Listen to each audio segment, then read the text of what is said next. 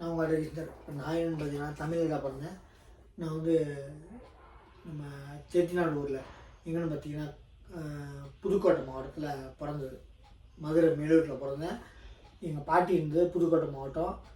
நான் அப்புறம் எங்கள் அப்பா அம்மா வந்து செட்டிலான ஊர் வந்து தமிழ்நாட்டில் பார்டர் ஒசூர். இப்போ இருக்கிறது வேறு ஸ்டேட்டில் இருக்கேன், கர்நாடகாவில் இருக்கேன். என்னென்னு பார்த்தீங்கன்னா இப்போது அந்த காலத்தில் எனக்கு ஞாபகம், நம்ம பாட்டி வீட்டுக்கு போகும்போது கிளம்பும்போது பாட்டி வரேன் அப்படின்னு சொன்னேன். ஆயா வரேன்னு எங்கள் ஊரில் ஆயம்மாங்க. யாருன்னா அம்மாவோட அம்மா ஆயா, அப்பாவோட அம்மாவை அப்போ தாண்டாங்க. இப்போ தான் ஆயாவை கெட்டாவை தாக்கிட்டாங்க. என்னென்னு பார்த்தீங்கன்னா அந்த காலத்தில் இப்போயும் நிறைய பேர் அம்மாவோட அம்மாவை ஆயான்னு சொல்லுவாங்க, அப்பாவோட அம்மா அப்பத்தா. நல்லா புரிஞ்சுக்கோங்க.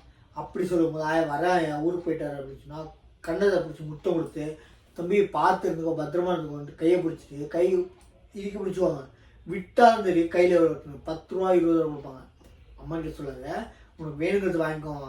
என்னென்னு பார்த்தீங்கன்னா அப்பா அந்த 10 ரூபா 20 ரூபா 100 ரூபா மேக்ஸிமுங்க, அது கொடுத்தாலே எவ்வளோ பெரிய விஷயங்க.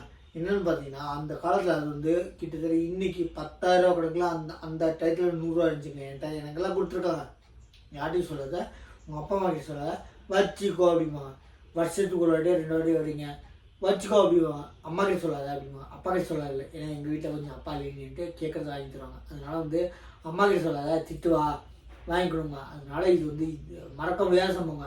எத்தனை பேர் வந்து வரக்கூடாது சொல்லுங்க. ஏன்னா இன்றைக்கி வந்து பாக்கெட் மணி ரொம்ப ரொம்ப கம்மியாச்சு. இப்போ ஒரு கடைக்கு போனாவே ஒரு குழந்தை ஏதாச்சும் ஒன்று வாங்கினா, ஒரு பொண்ணு பையனு ஏதாச்சும் வாங்கினா அவங்க பசங்க மினிமம் 20 ரூபா 30 ரூபா ஒரு சின்ன சின்ன சாக்லேட்ஸு இல்லை ஒரு ஐஸ்கிரீம் ஏதாவது வாங்கினா 100 200 வந்துருக்கு. ஆனால் அந்த காலத்தில் 100 200 இருந்துச்சுன்னா 10 ரூபா 20 ரூபா கொடுப்பாங்க பாட்டிங்க.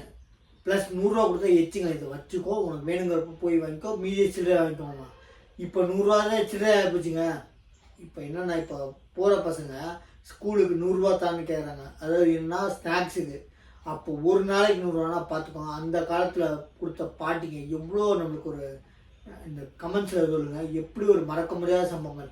எனக்கெல்லாம் இன்றைக்கும் நினச்சாவே கையை பிடிப்பாங்க, மூடிட்டு வச்சுக்கோ, நீ அம்மா கிட்ட சொல்லாத வச்சுக்கோங்க. இவ்வளோ ஒரு மறக்க முடியாத சம்பவங்கள்னா நம்ம சேனலை சப்ஸ்கிரைப் பண்ணி பாருங்கள். நான் என்ன பண்ணால் உங்கள் அம்மா கிட்ட சொல்லாத, திட்டுவா, என்னையே திட்டுவா.